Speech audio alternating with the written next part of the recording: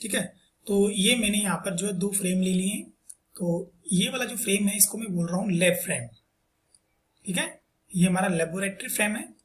और जो ये वाला फ्रेम है इसको हम बोल रहे हैं centre of mass frame. Then it is centre of mass frame. Origin को हमें यहाँ पर अलग अलग डिफाइन करना होगा। तो लैब फ्रेम के लिए ओरिजिन को मैं यहाँ पर ओ से डिनोट कर रहा हूँ और सेंटर ऑफ मास फ्रेम के ओरिजिन को मैं यहाँ पर ओ प्राइम से डिनोट कर रहा हूँ। ठीक है, तो देखिए यहाँ पर जेड एक्सिस भी है, बट जेड एक्सिस हमारे यूज में नहीं आएगा, तो मैंने इसको जेड एक्सिस को हटा दिया है। ठीक है, क्योंकि वो लाइंस जो है ना वो यहाँ पर थोड़ी प्रॉब्लम क्रिएट करती है अगर हम ड्रॉ करेंगे तो यहाँ पर देखिए अगर मैं इन दोनों की बात करूं कि लैब फ्रेम के रेस्पेक्ट में या लैब फ्रेम के ओरिजिन के रेस्पेक्ट में जो आपके पास में सेंटर ऑफ मास फ्रेम है, इसका जो आपके पास में अगर मैं यहाँ पर डिस्प्लेसमेंट वेक्टर अगर ड्रॉ करूँ तो देखिए कुछ इस तरह से ड्रॉ करूंगा मैं। ये मैंने यहाँ से इसका जो है लैब फ्रेम से सेंटर ऑफ मास फ्रेम का मैंने यहाँ पर जो है डिस्प्लेसमेंट वेक्टर ले लिया है। ये हो गया हमारे पास में आरसीएम। आरसीएम क्यों लिखा मैंने? क्योंकि ये जो है हमारे पास में ये एक तरीके का सेंटर ऑफ मास फ्रेम है। सेंटर ऑफ मास फ्रेम को हमने कल डिफाइन किया था कि सेंटर ऑफ मास फ्रेम जो होता है वो ऐसा फ्रेम होता है जिसका ओरिजिन ही क्या होता है, सिस्टम का सेंटर ऑफ मास होता है। यानी कि यहाँ पर इस ओरिजिन पर ओ प्राइम पर क्या है, सिस्टम का सेंटर ऑफ मास लोकेट है। इसीलिए हम इस डिस्प्लेसमेंट वेक्टर को जो कि लैब फ्रेम के ओरिजिन ओ से है इसको हम आरसीएम बोल रहे हैं। ये वाली बात क्लियर है सभी को? ठीक है, तो आगे चलते हैं हम इसमें कोई पॉइंट लेते हैं। पॉइंट ले ली, पॉइंट ले लिया यहाँ पर पी पॉइंट ले लिया इस तरीके से। यहाँ पर मैंने पॉइंट पी ले लिया। ठीक है, अब बस इस पॉइंट पी की जो मैं पोजीशन है या डिस्प्लेसमेंट वेक्टर जो है वो मैं ले रहा हूं यहाँ पर। देखिए एक तो मैं ले रहा हूं इसे लैब फ्रेम से, यानी कि मैं इसे यहां से लूंगा। ये मैंने लैब फ्रेम से इसकी पोजीशन या डिस्प्लेसमेंट वेक्टर को लिया है, ये मैंने लैब फ्रेम से ले लिया। तो लैब फ्रेम से इसको मैं शो कर रहा हूं यहां पर R L, L for lab frame, यानी कि लैब फ्रेम से क्या हो गया, इसका डिस्प्लेसमेंट वेक्टर हो गया। इसी तरीके से अब मैं यहां पर जो है इसका सेंटर ऑफ मास फ्रेम से क्या ले रहा हूं, इसका डिस्प्लेसमेंट वेक्टर ले रहा हूं। तो ये मैंने इसका सेंटर ऑफ मास फ्रेम से डिस्प्लेसमेंट वेक्टर ले लिया है इस तरीके से। तो ये हो गया displacement vector for with respect to centre of mass frame. तो इसको आरसी या फिर आरसीएम आप जो है बोल सकते हो। सॉरी, आरसीएम मत बोलिए क्योंकि आरसीएम तो हमने यहाँ पर जो है कैपिटल वाले के लिए यूज कर लिया, तो आरसी हम इसे बोल देंगे। ठीक है, तो पॉइंट लिया है, पॉइंट की जो डिस्प्लेसमेंट वेक्टर है या फिर पोजीशन जो है वो लैब फ्रेम के रेस्पेक्ट में आरएल है और सेंटर ऑफ मास फ्रेम के रेस्पेक्ट में आरसी है। ठीक है, तो यहां तक क्लियर होगा। उसके बाद देखिए आगे की चीजें, ये आपको साथ साथ बनाते रहना है, बनाइए इसे साथ के साथ बनाइए। और मैं जो है यहाँ पर इसके बारे में बता देता हूँ कि कौन सी वैल्यू का मतलब क्या है, मीनिंग क्या है। ओ जो है यहाँ पर जो आपको डिफाइन कर रहा है यहाँ पर लैब फ्रेम का ओरिजिन को डिफाइन कर रहा है। यहाँ पर ओ जो है वो लैब फ्रेम ओरिजिन है, लैब फ्रेम ओरिजिन। जो ओ प्राइम है, ओ प्राइम क्या है आपके पास में, centre of mass frame origin, centre of mass frame origin है। ठीक है, और जो आरसीएम है ये क्या है हमारे पास में, ये पोजीशन वेक्टर है आपके पास में O prime with respect to O. ठीक है, ओ प्राइम के आपके पास में यहाँ ओ प्राइम का पोजीशन वेक्टर है ये ओ के रेस्पेक्ट में। और आरएल क्या है, आरएल जो है आपके पास में पॉइंट पी का जो है पोजीशन वेक्टर है ओ के रेस्पेक्ट में। और आरसी क्या है, पॉइंट पी का पोजीशन वेक्टर है ओ प्राइम के रेस्पेक्ट में। ठीक है, तो इन सभी को आप जो है नोट कर लेंगे।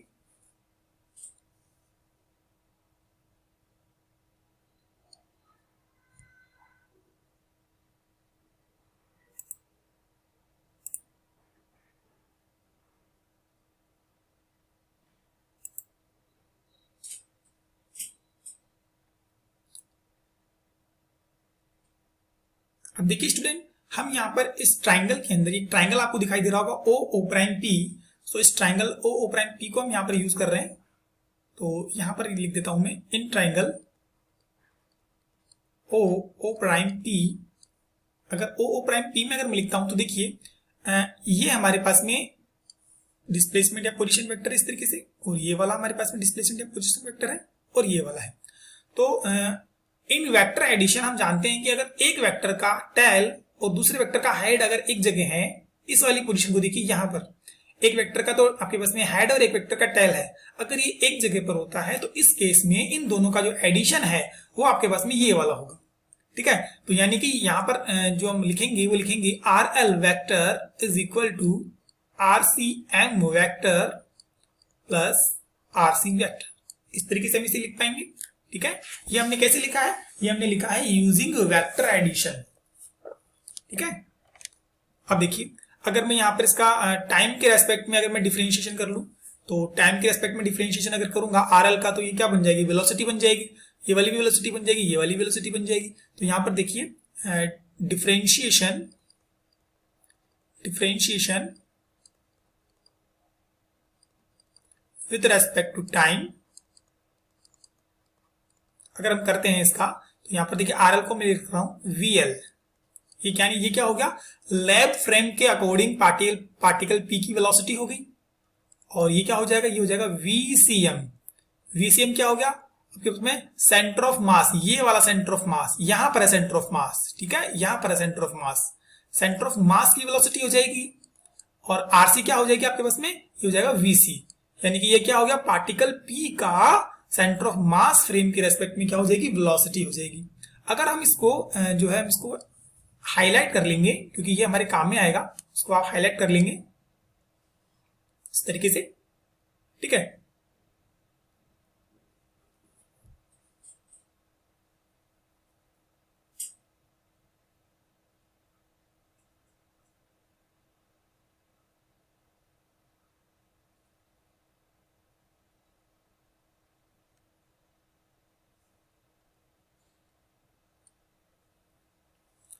नाउ अब देखिए, मैं यहां पर एक जो है एक सिचुएशन क्रिएट कर रहा हूं लैब फ्रेम के लिए।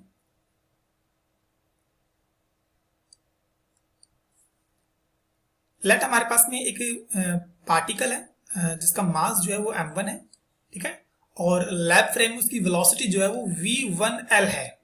v1l मैंने इसको बोला है क्योंकि पहला पार्टिकल है और दूसरा एक पार्टिकल है। इसका जो मास है वो हमने m2 सपोज किया है और इसकी जो लैब फ्रेम में वेलोसिटी है वो मैंने यहाँ पर ली है v2l और इसको हमने रेस्ट पे सपोज किया है। लैब फ्रेम के अकॉर्डिंग ये रेस्ट पे है, ठीक है। और जो मोशन है वो कुछ इस तरीके से है कि जो पहला वाला पार्टिकल है वो इस डायरेक्शन में मोशन कर रहा है और ये वाला जो है रेस्ट पे है, ठीक है, रेस्ट पर है, एट रेस्ट। ये हमारे पास में है बिफोर स्कैटरिंग जो है आपके पास में, बिफोर स्कैटरिंग जो है ये फिनोमेना है लैब फ्रेम में। और आफ्टर स्कैटरिंग क्या हो रहा है, आफ्टर स्कैटरिंग आपके पास में पार्टिकल्स जो है वो इस तरीके से अलग अलग जो है डायरेक्शंस में मूव कर रहे हैं इस तरीके से। तो जो लाइन ऑफ पाथ था, लाइन ऑफ पाथ हमारे पास में ये था इस तरीके से, ठीक है। तो ये रेफरेंस हो गया। तो यहां पर आफ्टर स्कैटरिंग जो लैब फ्रेम में जो एंगल यहां पर बन रहा है स्कैटरिंग एंगल, उसको मैं सपोज कर रहा हूं θ1l, यहां पर सपोज कर रहा हूं मैं θ2l। यानी कि ये वाला जो है पार्टिकल 1 है और इसकी जो आफ्टर स्कैटरिंग जो वेलोसिटी है वो उसको सपोज कर रहा हूं मैं v1l प्राइम। प्राइम का मीनिंग है कि आपके पास में वेलोसिटी क्या है, आफ्टर स्कैटरिंग है। और जो दूसरा पार्टिकल है m2, इसके लिए आपके पास में स्कैटरिंग जो एंगल है वो θ2l है और इसकी जो वेलोसिटी है वो सपोज कर रहा हूं मैं v2l प्राइम, ठीक है। तो ये हमारे पास में सिचुएशन जो है, इन दोनों सिचुएशन के लिए मैं लिख देता हूं यहां पे। जो ये वाली सिचुएशन है, ये वाली सिचुएशन हमारे पास में है बिफोर स्कैटरिंग,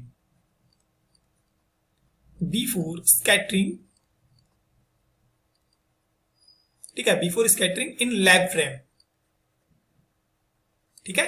मैंने यहां पर लैब फ्रेम के रेस्पेक्ट में ही जो है इनकी वैल्यूज ली, वेलोसिटी वगैरह, ठीक है। ये वाला पार्टिकल जो है, सेकंड वाला पार्टिकल, ये लैब फ्रेम में रेस्ट पे दिखाई दे रहा है, ठीक है। सेंटर ऑफ मास में इसको हम जो है मूविंग सपोज करेंगे।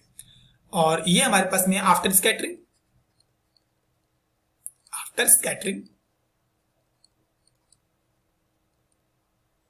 In lab frame,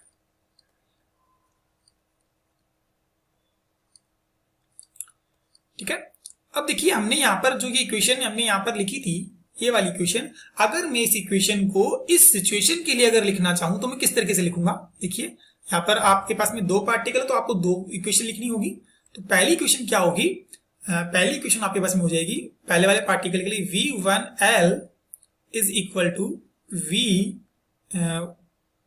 VCM and plus V1C। ठीक है। सिमिलरली दूसरे वाले पार्टिकल के लिए V2L is equal to VCM plus V2C। ठीक है, इस तरीके से हो जाएगा ये सभी वेक्टर।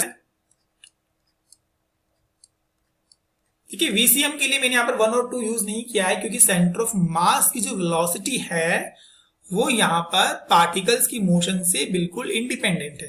ठीक है, तो वो वैल्यू सेम रहेगी चाहे पार्टिकल कोई भी हो।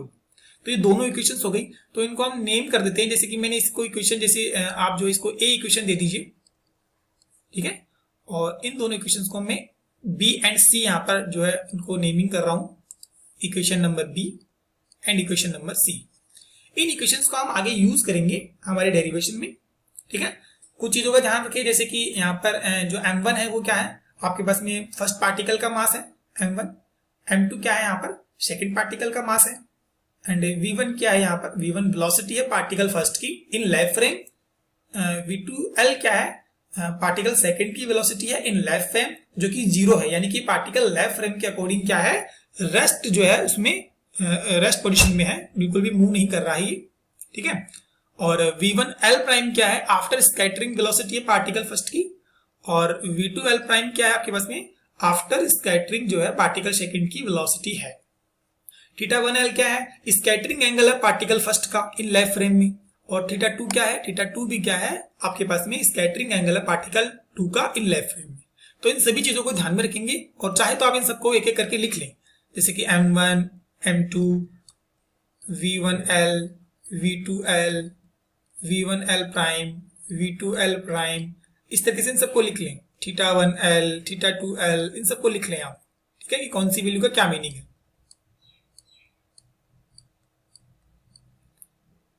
इस पूरे इंसिडेंट को या फिनोमेनन को समझने के लिए हमें इन सब का मालूम होना जरूरी है। ठीक है, तो ये हमारे पास में जो सिचुएशन थी वो लैब फ्रेम में थी, ये लैब फ्रेम है, इन लैब फ्रेम।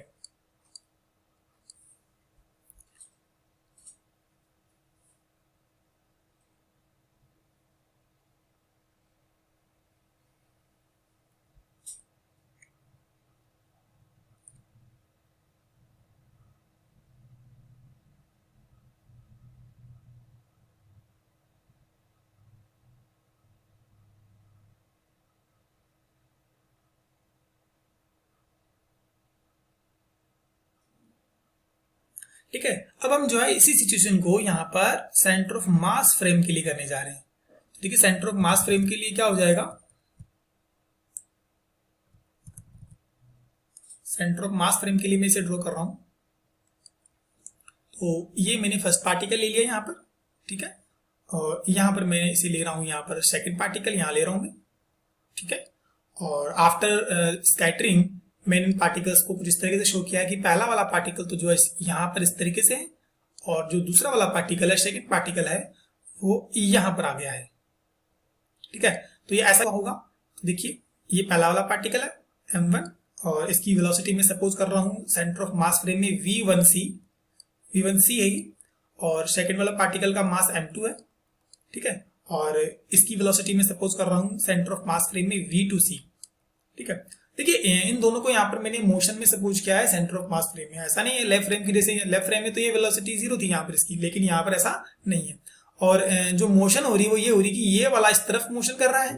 अब इस वाले की जो मोशन है वो इधर या फिर इधर हो सकती है, दोनों में से किसी भी डायरेक्शन में मोशन कर रहा है, क्योंकि v2c की डायरेक्शन का हमें नहीं मालूम, आइडिया नहीं है। ठीक है, तो ये जो है इस लाइन ऑफ पाथ पे क्या करते हैं, यहाँ पर कोलिजन करते हैं, और कोलिजन के बाद में जो पार्टिकल फर्स्ट आपके पास में, वो पार्टिकल फर्स्ट तो चला जाता है इस डायरेक्शन में, और पार्टिकल सेकंड चला जाता है इस डायरेक्शन में। यानी कि इन दोनों के बीच में आप देख पा रहे हैं कि जो एंगल है ना 180 डिग्री बन रहा है, लेकिन एक्चुअल में 180 डिग्री जो है हम ऐसे नहीं कह सकते, ये डिराइव होता है। ठीक है, तो इस तरीके से ये हमारी जो है और जो मेन हमारा जो पाथ था वो है, तो जो मेन पाथ था वो हमारे पास में ये हो गया। तो यहाँ पर देखिए एंगल बन रहा है, ये वाला एंगल और ये वाला एंगल बन रहा है यहाँ पर। ठीक है, तो इस वाले एंगल को हम ले रहे हैं यहाँ पर थीटा 1c।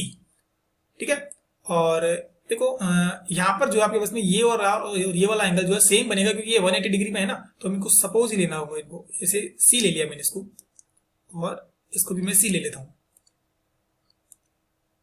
थीटा सी।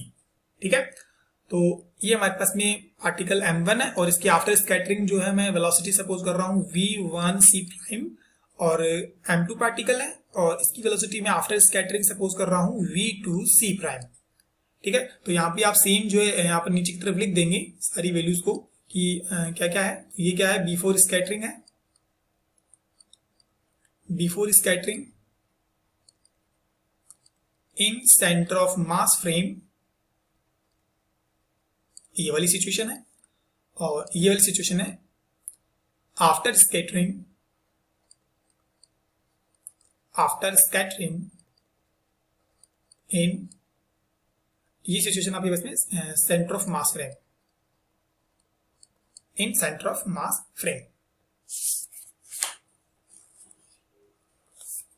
यहां भी हम सिमिलरली जो है बाकी पॉइंट्स को लिख लेंगे आप, जैसे कि m1 क्या है, मास ऑफ पार्टिकल फर्स्ट। ठीक है, m2 क्या है, मास ऑफ पार्टिकल सेकंड।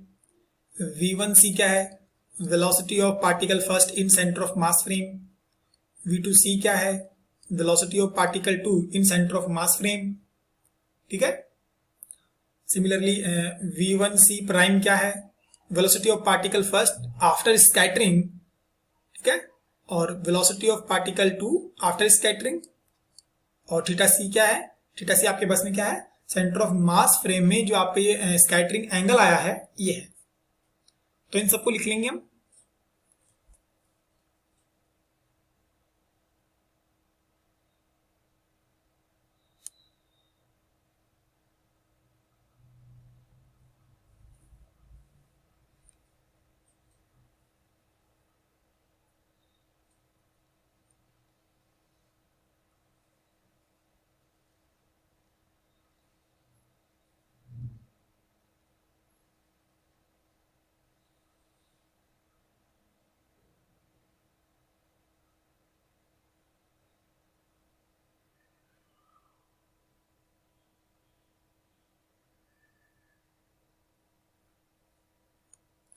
ठीक है, हम आगे चलते हैं।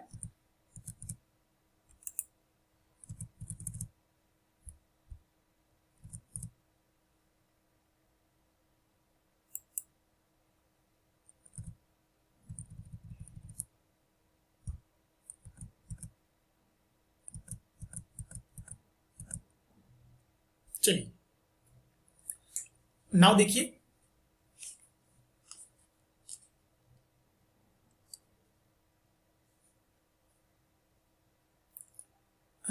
For this,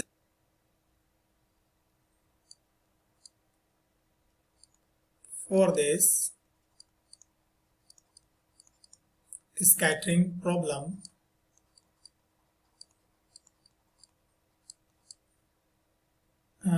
velocity of center of mass is equal to, ये हमने कल डिस्कस किया था, m1 v1l plus m2 v2l upon m1 plus m2। ठीक है, यही होगा हमारे पास में, ये वेक्टर क्वांटिटीज, तो इनको वेक्टर बना दीजिए इस तरीके से। ठीक है, ये हमारे पास में हमने लिखा है लैब फ्रेम में, लैब फ्रेम ने हमने ये वाली वेलोसिटी जो है सेंटर ऑफ मास की वेलोसिटी लिखी है। अब हमने लैब फ्रेम में जो है ये वाला जो पार्टिकल था, सेकंड वाला पार्टिकल, सेकंड वाले पार्टिकल के लिए हमने लैब फ्रेम में लिया था कि जो उसकी वेलोसिटी है वो क्या है, जीरो, यानी कि वो रेस्ट पे है, तो यहाँ पर हम इसको जीरो कर देंगे। ठीक है, ये हमने सिंप्लीफिकेशन के लिए लिया है यहाँ पर, तो इसको सिंप्लीफाई करने के लिए देखिए हमने इसको जीरो ले लिया, VCM इज इक्वल टू, ये हो जाएगा m1 v1l upon m1 plus m2। तो इसे कोई इक्वेशन दे दीजिए, जैसे हमने तीन इक्वेशन एबीसी तो दे दी थी, हमने यहाँ इसको दे रहे हैं डी दे रहे हैं, इसे इक्वेशन डी है ये भी हमारे यूज में आएगी, उसको भी हम जो है हाईलाइट कर लेते हैं।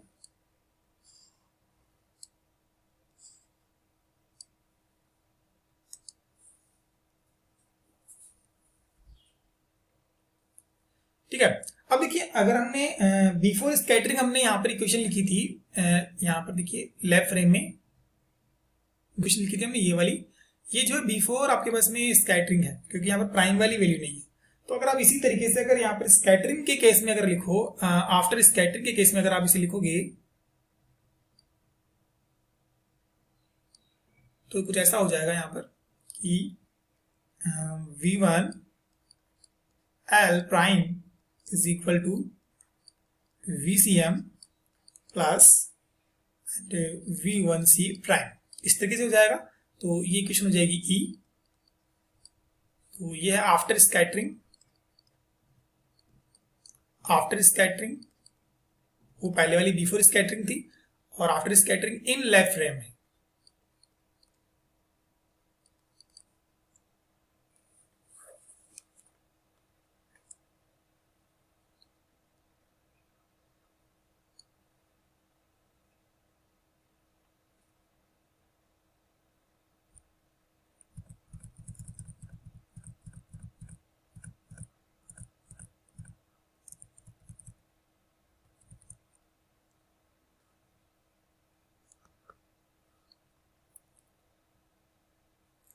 ना देखिए स्टूडेंट्स, हम जानते हैं कि आपके पास में अगर टू वेक्टर्स है, अगर वो इक्वल है तो उनके कंपोनेंट्स जो होते हैं वो इक्वल होते हैं। तो अगर हम यहाँ पर अगर इसको ओपन करते हैं, जैसे V1L है तो V1L प्राइम को अगर मैं यहाँ पर ओपन करता हूँ तो V1 प्राइम L को अगर देखिए मैं ओपन करता हूँ X और Y कंपोनेंट में, तो इसे लिख पाऊंगा मैं V1L, और X कंपोनेंट के लिए इसे मैं यहाँ पर X लिख देता हूँ V1LX, और इसे लिखूंगा मैं I कैप, ठीक है। और इसका y कंपोनेंट अगर मैं बनाऊं तो इसे लिखूंगा मैं V1LY J कैप, ठीक है। हाँ, प्राइम का जरूर ध्यान रखना क्योंकि ये आफ्टर स्कैटरिंग है तो ये प्राइम आपके पास में आएगा इस तरीके से। हमने दो इसको कंपोनेंट में ब्रेक कर लिया है।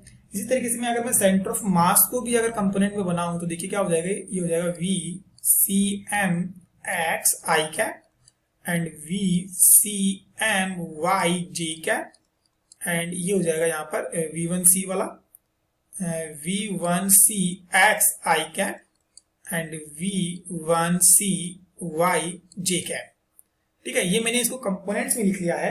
तो अब एक बार जरा आप ध्यान से देखिए कि आपके पास में सेंटर ऑफ मास जो है, सेंटर ऑफ मास जो है वो यहाँ पर इसका लेफ्ट फ्रेम में, यहाँ पर सेंटर ऑफ मास आपके पास में लेफ्ट फ्रेम में, देखो अगर ये दोनों पार्टिकल इस तरीके से जो है एक दूसरे से दूर जा रहे हैं तो सेंटर ऑफ मास जो है वो ऑलवेज इन दोनों के बीच में कहीं पर होगा, इस लाइन पे कहीं होगा, यानी कि उसकी जो मोशन होगी वो इस तरीके से होगी। ओनली एक्स जो है डायरेक्शन में उसकी मोशन होगी, वाई डायरेक्शन में सेंटर ऑफ मास की जो है वेलोसिटी 0 होगी। तो यहाँ पर हम सेंटर ऑफ मास का जो वाई कंपोनेंट है, यानी कि ये वाला जो कंपोनेंट, इसको हम यहाँ पर 0 कर देंगे, ठीक है। तो यहाँ पर देखिए हम लेंगे यहाँ पर जो VCM है, यानी कि सेंटर ऑफ मास की वेलोसिटी जो है उसका ओनली आई का जो एक्स कंपोनेंट है वही यहाँ पर है, वाई कंपोनेंट यहाँ पर 0 है, तो इसकी वैल्यू होगी VCMX I कैप होगी, ठीक है। और VCMY J कैप जो आपके पास में वैल्यू, ये वाली वैल्यू 0 है क्योंकि वाई कंपोनेंट यहाँ पर नहीं है सेंटर ऑफ मास का, ठीक है। तो इसको रीराइट करेंगे हम, तो रीराइट करने में देखिए मिलेगा हमें, ये हो जाएगा V1LX I cap plus V1L prime Y J cap is equal to VCMX I cap, and ये वाला कंपोनेंट मैंने हटा दिया यहाँ से, तो ये हो जाएगा V1CX I cap and V1CY J cap, ठीक है।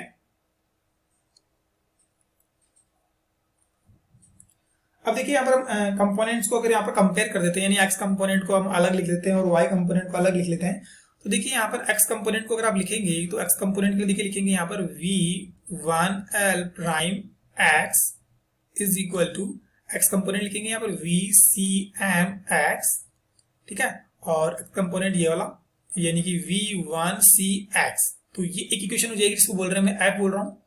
और अगर आप y कंपोनेंट लिखते हैं, यहाँ पर लिख देता हूँ मैं कि x कंपोनेंट है, ठीक है, ये x कंपोनेंट है, कंपोनेंट्स ओनली ले रहा हूं मैं, कंपोनेंट्स को कंपेयर कर रहा हूं यहाँ पर, और y कंपोनेंट इसका हो जाएगा V1L prime y is equal to V1CY, क्योंकि ये वाला जो है इसका जो सेंटर ऑफ मास का जो y कंपोनेंट था उसको तो हमने 0 कर दिया था, तो वो तो यहाँ पर है ही नहीं, ठीक है। तो यहाँ पर ये वाली इक्वेशन आएगी तो ये हो जाएगा जी, यानी कि आपके पास में ये है वाई कंपोनेंट, वाई कंपोनेंट इसे ले लेंगे हम।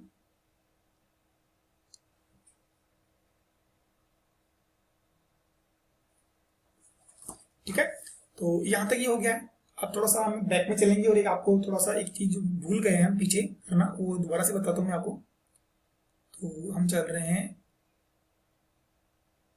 यहाँ पर, ठीक है, इसमें यहाँ पर हमने कंपोनेंट जो है नहीं बनाए, तो कंपोनेंट हमें बनाने होंगे यहाँ पर। तो देखिए कंपोनेंट बनाते हैं। अगर मैं यहाँ पर इस तरीके से, अगर एक वाई वर्टिकल अभी बस मैं एक्सिस ले लेता हूँ यहाँ पर इस तरीके से, तो आप देख पाएंगे कि ये जो वेलोसिटी है v1l प्राइम, इसका अगर आप इस x डायरेक्शन में कंपोनेंट लेंगे तो x डायरेक्शन में इसका जो कंपोनेंट आएगा वो आएगा v1l prime cos theta 1l, यही आएगा यहाँ पर इसका कंपोनेंट। और y डायरेक्शन में इसका कंपोनेंट आएगा v1l prime sin theta 1l। Similarly v2l prime का अगर कंपोनेंट लेंगे तो आएगा v2l prime cos theta 2l, और y कंपोनेंट इसका आएगा v2l prime sin theta 2l। ठीक है, तो ये तो बहुत इजी चीज है, आप लोगों ने काफी किया भी होगा इसे। सिमिलरली अगर हम यहाँ पर सेंटर ऑफ मास वाले फ्रेम में चलते हैं, सेंटर ऑफ मास वाला फ्रेम कहाँ पर है, ये रहा। तो सेंटर ऑफ मास फ्रेम में भी आप इसके कंपोनेंट बना लीजिए इस तरीके से। यहाँ पर मैंने वाई एक्सिस बना लिया, ठीक है, ये वाई एक्सिस हो गया, एक्स एक्सिस ये रहा। तो यहाँ पर इसके कंपोनेंट्स हम बनाते हैं।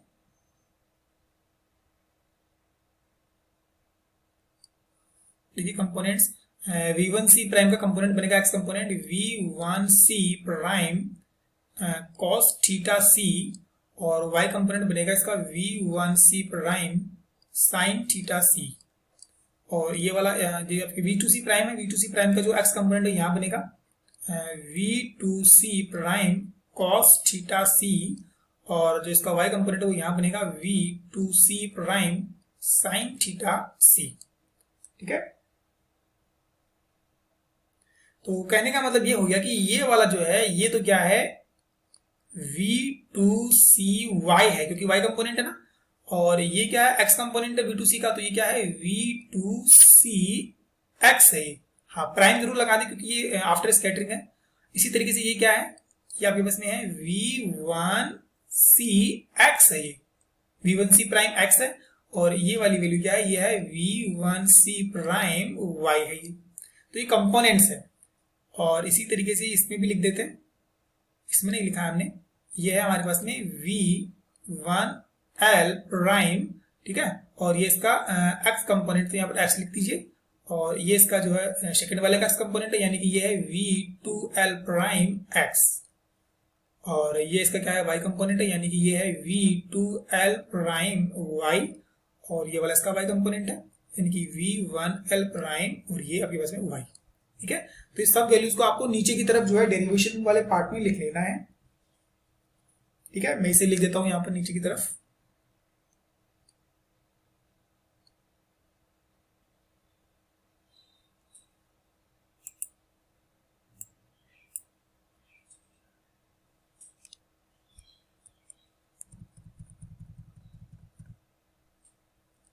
देखिए, तो यहां लिख रहा हूं मैं v1l प्राइम x कंपोनेंट जो था वो आएगा यहाँ पर v1l prime cos theta 1l, ठीक है, और v1l प्राइम इसका जो y कंपोनेंट है वो आएगा v1l prime sin theta 1l। Next जो आएगा वो आएगा हमारे पास में v1c प्राइम x कंपोनेंट, ये आएगा हमारे पास में v1c prime cos theta c, and v2 वाला काम में नहीं आ रहा हमारे, तो इसको 1 वाला ही लेंगे हम, जो हमारे काम में आ रहे हैं उन वैल्यूज को ले रहे हैं। v1c prime and y component is equal to v1c prime sin theta c। ये क्या है हमारे पास में x और y कंपोनेंट है, ये जो है दोनों ही लेफ्ट फ्रेम से लिए हमने, और ये दोनों हमने सेंटर ऑफ मास फ्रेम से लिए। तो ये हमने लिए लेफ्ट फ्रेम से और ये वाला लिया हमने सेंटर ऑफ मास फ्रेम से।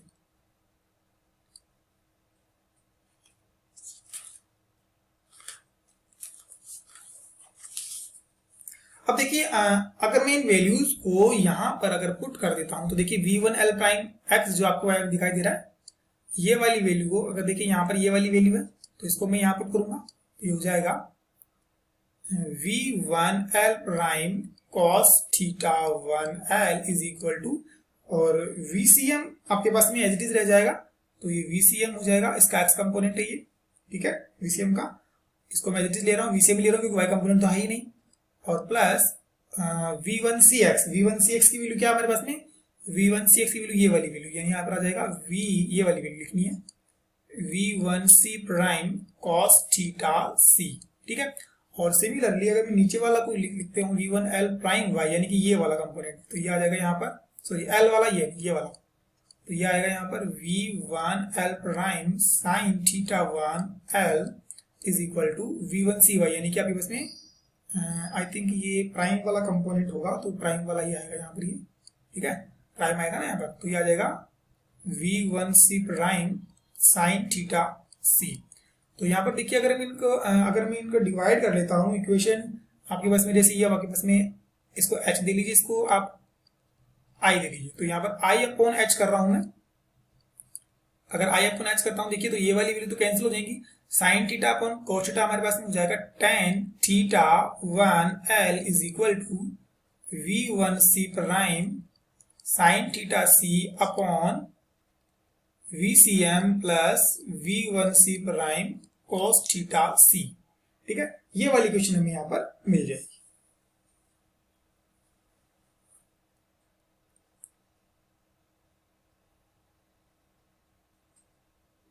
इसे मैं यहां पर जो है थोड़ा सा हाईलाइट कर देता हूं,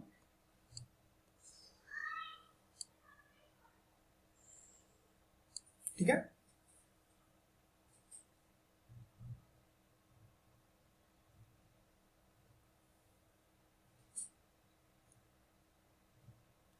अब देखिए आगे मैं यहां पर क्या कर रहा हूं, इसी इक्वेशन में tan theta 1l is equal to, देखिए v1c प्राइम ऊपर तो है, अगर मैं इसे यहां से हटाना चाहूं तो मुझे यहां से v1c प्राइम कॉमन लेना होगा, तो v1c prime sine theta c upon, नीचे से मैं v1c प्राइम कॉमन ले रहा हूं तो v1c प्राइम मैंने कॉमन लिया तो यहां हो जाएगा vcm upon v1c prime plus cos theta c। तो इस तरीके से यहां से ये जो v1c प्राइम ये कैंसिल हो जाएगा, यहां से ये वाली वैल्यू कैंसिल हो जाएगी, ठीक है। तो जो आपको रिजल्ट मिलेगा वो मिलेगा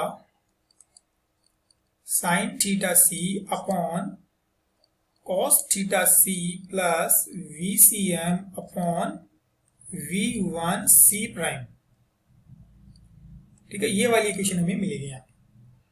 तो यहाँ पर आप देख पा रहे हैं कि ये जो इक्वेशन है वो क्या शो कर रही है, ये हमारे पास में जो लैब फ्रेम में स्कैटरिंग एंगल है, देखो थीटा 1l है ना, थीटा 1l का मतलब है कि लैब फ्रेम में स्कैटरिंग एंगल है, तो लैब फ्रेम में जो स्कैटरिंग एंगल थीटा 1l है इसका रिलेशन हमें मिल रहा है सेंटर ऑफ मास फ्रेम में स्कैटरिंग एंगल थीटा c से, ठीक है। तो यहाँ पर इसको इक्वेशन आप देख लीजिए, जैसे आई जे हो गया, इक्वेशन जे हो गई है, तो equation J shows that relation between scattering angle in left frame to center of mass frame angle theta c। तो यहां तक इसे हम कर लेंगे,